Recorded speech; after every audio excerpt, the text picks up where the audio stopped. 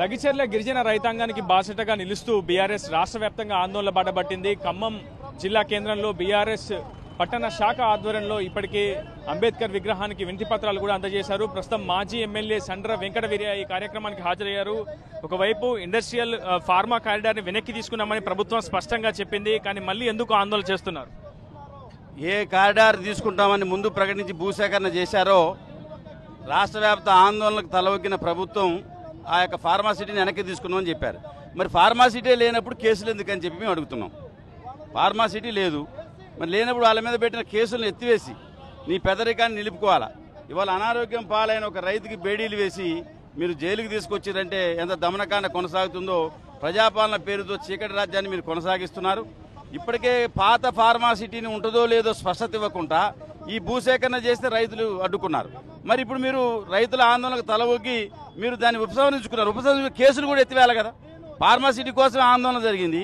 ఆ ఇష్యూ లేనప్పుడు మీరు కేసులు ఎత్తివేసి వాళ్ళని వెంటనే జైలు నుంచి విడుదల చేయాలని ప్రభుత్వం డిమాండ్ చేస్తున్నారు. కేవలం ప్రభుత్వాన్ని అప్రతిష్ట పాలు చేసేందుకే బీఆర్ఎస్ ప్రయత్నిస్తుందా? ఎందుకంటే అసెంబ్లీలో కూడా నల్ల చొక్కాలు ధరించి బేడీలు ధరించి నిరసన వ్యక్తం చేస్తున్నారు. ఈ రోజు రాష్ట్ర వ్యాప్తంగా అన్ని జిల్లా కేంద్రాల్లో వినతి పత్రాలు అందిస్తున్నారు అంబేద్కర్ విగ్రహానికి. ఏ విధంగా చూడాలి? రాహుల్ గాంధీ గారు పార్లమెంటులో అదాని మోడీ బొమ్మ వేసుకుంటే అక్కడ ఎలవ్ చేసిండ్రు. ఆడొక నీతి ఏడొక నీతి. మరి రాజ్యాంగం బుక్కు పట్టుకునే రాహుల్ గాంధీ గారికి ఇక్కడ నిరసన కనపడట్లేదా? ఇక్కడ ప్రజాస్వామ్యం హరించవేయబడుతున్న అంశాలు మీకు కనపడట్లేదా?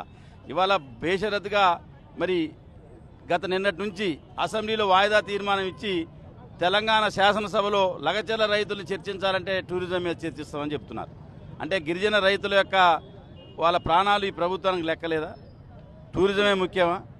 మరి ఏది ప్రాధాన్యత అంశమో మీరు గుర్తించకుండా అప్రాధాన్యత అంశాలను అసెంబ్లీలో పెట్టారు. కాబట్టి బీఆర్ఎస్ ప్రజా సమస్యల కోసం మీరు ఏదైతే ఫార్మాసిటీని వెనక్కి తీసుకున్నారో ఆ సమస్యపోయిన సమస్య మీద మీరు కేసుని ఎత్తివేయాలని చెప్పి తప్ప ఈ ప్రభుత్వాన్ని బదనాం చేయాలనో లేకపోతే ఇబ్బంది పెట్టాలనో కాదని చెప్పి సందర్భంగా తెలియజేస్తారు. వైపు మీ పార్టీ కార్యనిర్వాహక అధ్యక్షుడు కేటీఆర్ పై ఈ కార్ రేసింగ్ సంబంధించినటువంటి అంశంలో ఏసీబీ కూడా లేఖ రాస్తామని ప్రభుత్వం నిర్ణయం తీసుకుంది. కేబినెట్ కూడా నిర్ణయం తీసుకుంది. మరోవైపు విద్యుత్ కొనుగోళ్ల అంశంలో కూడా కేసీఆర్ పై కూడా కేసు నమోదు చేసేందుకు ఒక నిర్ణయాన్ని అభిప్రాయాన్ని ముందుకు తీసుకొస్తుంది కేబినెట్ కూడా. దీన్ని ఏ విధంగా చూస్తారు?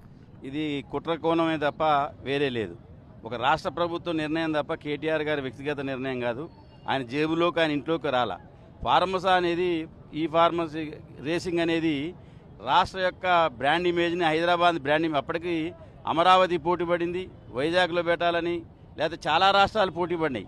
అట్లాంటి ప్రఖ్యాతి కలిగిన ఒక ఈ ఫార్మా రేసింగ్ని తీసుకొని వచ్చిన కేటీఆర్ గారు వారి సొంత అకౌంట్లోకి వారి కుటుంబ అవసరాల కోసం డబ్బు తీసుకోలే. ఏదైతే సంస్థ నిర్వహించిందో దానికి చెల్లించారు. దానికి సంబంధించి కూడా ఇంకా మేము డీటెయిల్గా మళ్ళీ ప్రెస్ మీట్ పెడతాం. ఇది ఒక కుట్ర కోణం తప్ప వేరే ఏం లేదు. కేసీఆర్ గారు కూడా తెలంగాణ అంధకారం అయితే తెలంగాణ వస్తే బట్టలారేసుకోవాలని చెప్పి ఆ రోజు ఏ పాలకులైతే విమర్శించారు ఉమ్మడి ఆంధ్రప్రదేశ్లో వాళ్ళని తలదన్నే విధంగా వెలుగు జిల్లులతో 24 గంటల కరెంటునిచ్చి తెలంగాణని అన్నపూర్ణగా మార్చిన గొప్ప ఘనత కేసీఆర్ గారికి దక్కింది. కాంగ్రెస్ ప్రభుత్వ కాలంలో పారిశ్రామికవేత్తలు కూడా ఇందిరా పార్క్ దగ్గర ధర్నా చేశారు. ఆ స్థితి నుంచి కోతలు లేని కరెంటుగా తీసుకొచ్చి బయట రాష్ట్రాలు, అది ఛత్తీస్గఢ్ అంటే అప్పుడు కాంగ్రెస్ ప్రభుత్వం ఉంది.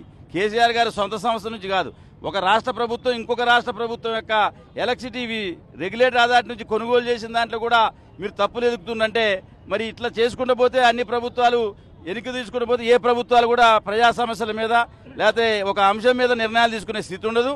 అందుకని ఇప్పటికైనా మూర్ఖ నిర్ణాడి ఇద్దరిపైన పెట్టాలనుకుంటున్న ఆలోచన విరమించుకోవాలని చెప్పి డిమాండ్ చేస్తున్నా. మొత్తంగా అది పరిస్థితి. రాష్ట్ర వ్యాప్తంగా ఆందోళన అయితే మిన్నంటున్నటువంటి సిచ్యువేషన్ ఉంది. మరోవైపు బీఆర్ఎస్ మాత్రం తమ ఆందోళనను ఉధృతం చేస్తూ ముందుకు వెళ్తుంది. ఖచ్చితంగా లగిచెర్ల ఘటనలో అరెస్ట్ అయినటువంటి బాధిత రైతాంగానికి భరోసాగా నిలుస్తామని, మద్దతుగా నిలుస్తామని బీఆర్ఎస్ మొదటి నుంచి కూడా చెబుతుంది. మరోవైపు ఫార్ములా ఈ కార్ రేసింగ్ సంబంధించినటువంటి అంశంలో కేటీఆర్ అరెస్టు పట్ల కూడా అరెస్టు చేసేందుకు కూడా కేబినెట్ ఇప్పటికే తీసుకున్న నిర్ణయంపై కూడా బీఆర్ఎస్ శ్రేణులు అయితే మండిపడుతున్నారు. ఇదే వీడియో స్నేహితులతో రిపోర్టర్ ఉదయ్, RTV ఖమ్మం నుంచి. మరిన్ని వీడియోస్ కోసం ఛానల్ ని సబ్స్క్రైబ్ చేయండి. లేటెస్ట్ అప్డేట్స్ కోసం వాట్సాప్ ఛానల్ ని ఫాలో అవ్వండి. ఆ లింక్ డిస్క్రిప్షన్ లో ఉంది.